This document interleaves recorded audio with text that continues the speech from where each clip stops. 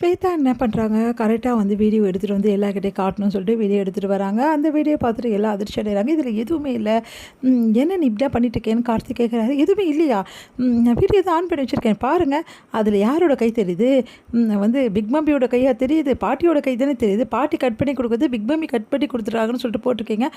இதெல்லாம் நல்லாவே இல்லை நீங்கள் பண்ணுறது அப்படின்னோடனே உடனே வந்து என்ன சொல்கிற அப்படி சொல்லிட்டு பார்க்குறாங்க. என்ன நீ உங்களுக்கு என்ன தான் ஆச்சு அப்படி சொல்கிறாங்க.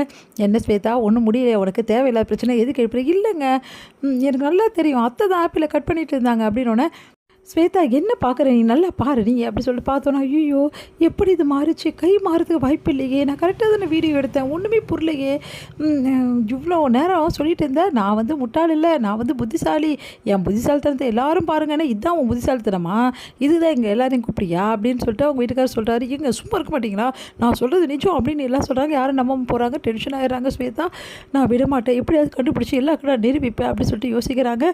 இங்கே வந்து என்ன பண்ணுறாங்க, நம்ம வந்து பாட்டிங்க எல்லோரும் சேர்ந்து எப்படியாவது வந்து கண்மணியும் அன்பையும் வந்து ஒன்றா வந்து ஒரே ரூமில் வந்து தங்க வைக்கணும் அப்படி சொல்லிட்டு முடிவு பண்ணுறாங்க.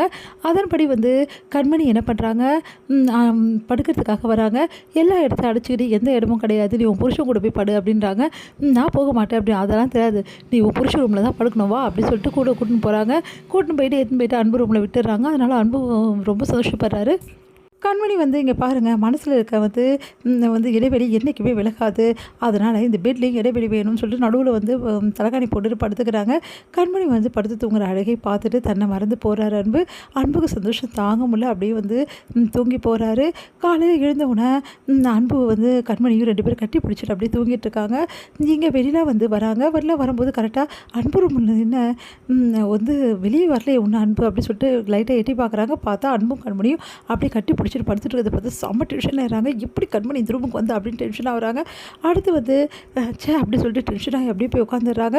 இங்கே வந்து ஸ்வேதாவும் வந்து மயூரி என்னாச்சு வெண்ணிலா ஏன் இப்படி இருக்க அப்படின்னு, நீங்களே போய் பாருங்கள் அப்படின்னோடனே என்ன சொல்கிற, போய் அன்பு ரொம்ப போய் பாருங்கள் அப்படின்னோடனே கண்மணி அன்பு கட்டி பிடிச்சி தூங்கிட்டு இருக்காங்க.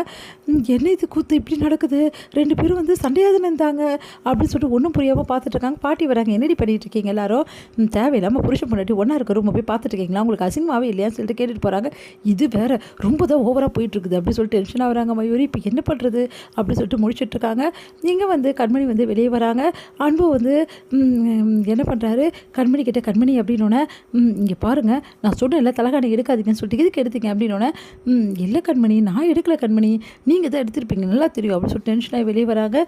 இங்கே அன்பு வந்து பின்னாடி கண்மணி கண்மணி அப்படின்னு சொல்லிட்டு பின்னாடி சுற்றிட்டு இருக்காரு. இதை பார்த்தா வெளிநாக்கு இன்னும் கடுப்பாகுது.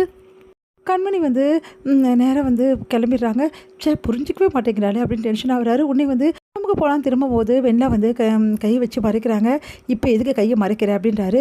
எனக்கு ஒரு விஷயம் சொல்லிட்டு போங்க அன்பு அப்படின்னோடனே, என்ன விஷயம் உனக்கு தெரியணும், உங்களுக்கு அசிங்கமாக இல்லை, அவள் எப்படிலாம் உங்களை அவமானப்படுத்துகிறா, அப்போ கூட அவள் பின்னாடி தெரிஞ்சுட்டு இருக்கீங்க, இதெல்லாம் உங்களுக்கு அசிங்கமாக இல்லையா, இங்கே பார் ஏன் பொண்டாட்டி பின்னாடி நான் தெரியறதுக்கு எனக்கு என்ன அசிங்கம் இருக்குது, அசிங்கப்பட வேண்டியது நீ தான், அடுத்தவங்க வீட்டில் வந்து உட்காந்துக்கிட்டே இந்த மாதிரி கேள்வி கேட்குறது புருஷன் பொண்டாட்டி ரொம்ப பெரிய தப்பு, அந்த தப்பை அந்த அசிங்கத்தை நீ தான் பண்ணிகிட்ருக்க, தேவையில்லாமல் என்கிட்ட வாங்கி கட்டிக்காத போயிடுங்கிறது அப்படின்னோடனே, இங்கே பாருங்கள் அன்பு நீங்கள் பண்ணுறது கொஞ்சம் கூட சரியில்லை, இங்கே பாருங்கள் எப்படியும் நீங்கள் வந்து கண்மணி கூட சேரவே முடியாது, கண்மணி ஆண்டிக்கு குணமானவனு கிளம்பிடுவா அப்படின்னோடனே, இங்கே பார் என்னதான் இருந்தாலும் என் அம்மாவுக்கு குணமானவனு கண்மணி கிளம்ப நான் விட மாட்டேன், அதுக்கு என்ன பண்ணும் ஏது பண்ணும் எனக்கு நல்லாவே தெரியும், என் கண்மணியை என்கிட்ட விட்டு பிரிக்கவே முடியாது, முக்கியமான விஷயம் கிளம்ப போகிறது கண்மணி கிடையாது நீ தான், கூடி சீக்கிரம் உன்னை இந்த வீட்டில் விட்டு தரத்துக்கான வழியை தான் நான் பார்ப்பேன்னு அதிர்ச்சி அடைகிறாங்க. வெண்ணிலா செம டென்ஷனாக